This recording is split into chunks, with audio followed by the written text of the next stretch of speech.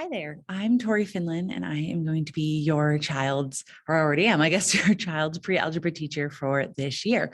So typically curriculum night, we would all be meeting in person in my classroom, but the last 2 years have kind of put a stop to that. So I've just put together a little slideshow that will talk about the main things from this class, mainly grading, because grading is a little bit different this year. And I want to make sure that we all are on the correct page. So just a little bit background about me. This is my 6-year total teaching and my 5th year at IMS. Before that, I taught a year in Houston, Texas, while I was down there getting my master's in teaching. So the first thing is the grading breakdown. Now, I talked about this in an earlier email, how it changed from the initial syllabus, and that is because our school is moving towards standard-based grading. So standard-based grading is not grading practice, not grading behavior, it's grading the assessments, but it's also allowing students to get kind of a second chance at those assessments. So our grading breakdown, it was earlier 85, 10, 5, but now with these changes put into place, we are 100% assessment. And I know that is kind of a scary idea for a lot of students and parents, because some of those students really rely on that homework and practice to help their grade. But I'll talk about, what we're still doing to help that practice still be at place. So how this works is the trimesters are going to be split evenly into the number of units we cover. So in first trimester, we're going to cover 4 units. One of those, which we are almost done with, is our introduction unit, and that's review from last year and maybe a little bit of 5th grade as well. And then we're going to start with the actual pre-algebra units with unit 1 exponents. So since there's 4 units we're going to cover, each unit is worth 25% of the overall grade. So in maybe a trimester, if we only cover 4 units or 3 units, there'll be about 33%, maybe one will jump up to get to that 100%. Right now, grades are still based on a percentage converted to a letter grade, but eventually the entire IMS staff will move towards the 1 to 4 proficiency grading scale. And as of right now, it's a bit unknown if that is going to be implemented later this year or not. We're kind of waiting to see how is this slow rollout going with classes, and before we all jump into that 1, 2, 3, 4 scale. So if we do switch to that scale this year, I will make sure that I reach out and communicate what those changes will mean. So here's kind of an example of how we grade the assessments and how we get that chance to try again. This current introduction unit, I think, is a little bit daunting for students because we're moving at quite a bit of a fast pace with lots of little mini quizzes. In later units, that's not going to be the case. Once we get into the actual pre-algebra units, we'll slow things a little bit down. There maybe will be 1 quiz a week, no quizzes, maybe 1 week of 2, but they'd be like a Monday and a Friday. But these quizzes are really tiny little snapshot quizzes. Because we're moving to that standard-based grading, each quiz is going to assess like 1 or 2 standards at most. But in order for us to do that, we need to have, more quizzes rather than a typical year where it's 1 large quiz, 1 big test, and then you're done. So this is kind of an example of, a fake student from the introduction unit. So quiz number 1, that was when we are identifying rational versus irrational numbers, and that was worth 6 points. So let's say the student got a 3 out of 6 on that. Quiz number 2, that was fractions, adding, dividing, multiplying, subtracting, and they got a 15 or 5 out of 15 on that. Quiz number 3 would be converting decimals to fractions, and they got a 4 out of 5 on that. And then quiz number 4, that was a 10 out of 14, and that would have been an order of operations quiz. So for them, maybe they didn't feel super great about those scores. They get put into Skyward and they initially do count towards the grade.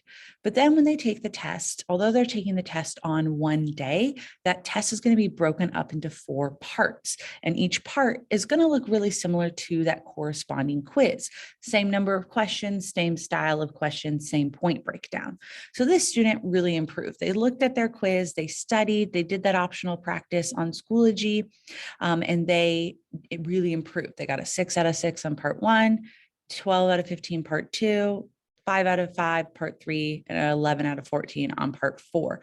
So since they showed an improvement, when I grade the test, that test is going to be sent into Skyward in those 4 parts. And then I'm going to go back to their quizzes and turn them into a no count.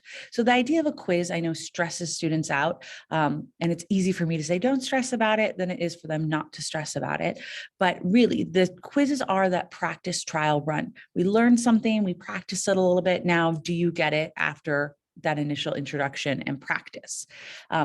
If they did really well on the quiz, and that says maybe by the time of the test, you don't need to really focus on studying for that. You did really great.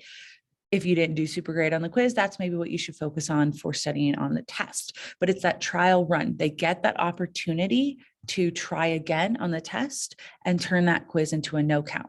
So right now, because only assessments are going into the grade book and we only have that first quiz entered, it does have a huge impact on the grade, but that is not going to be the case in the end. By the end, hopefully all these scores for the quiz are going to turn into no counts and they'll get to keep those better test scores. Now, of course, if they do really well on the quiz part, and they also do well on that test part, they can keep both scores on Skyward. It's mainly to help those kids that need that second chance on the test. So what about practice and homework? I've gotten a few emails concerned about students not getting enough practice because I'm not assigning that daily homework. And I totally understand that that is a total valid concern, because there are a lot of students that if they know it's not going to go for a grade, they're not going to probably do that work. And that's one of the things with standard-based grading is we're trying to get students to see the benefit of doing this practice without that benefit necessarily being the grade for doing the homework. That grade benefit would come then on the test when the practice helped them improve. So practice is going to be incorporated into notes and work days. So generally when we take notes, I can even show you an example of the notebook. You know, this is our order of operations notes, and then we would do some practice down below. This would be our notes on practicing writing expressions, and we do some practice down below. And then they might have an additional worksheet to work on for the rest of class. So that practice gets incorporated into notes. There's days when we get into further units that there are no notes, and it's just, hey, we're doing an activity, we're doing practice today. Any classwork that's not completed during class time is expected to be completed before the next day. So during Gator time, maybe a little bit at home, but generally students have a decent amount of time in class, so they shouldn't have a lot to bring home. And I know some students say like, hey, that means you're giving us homework. And yeah, kind of, but it initially started as classwork. But no additional homework will be assigned. There's not anything that's saying, hey, outside of class, you need to do these pages in your textbook, or you need to do this worksheet on Schoology.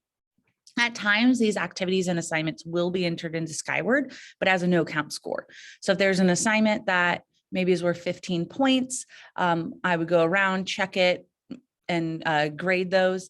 And then I would put, let's say they get a 12 out of 15. I put that 12 out of 15 into Skyward, but I would mark it a no count. So that gives you a way to check Skyward and see how they're progressing. Are they really understanding the practice before the quiz or the test? But it's also not going to count against them if they don't do it or don't do very well on that assignment or practice. But I do always encourage the students to complete that work, even if they know that it's not going to impact their grade.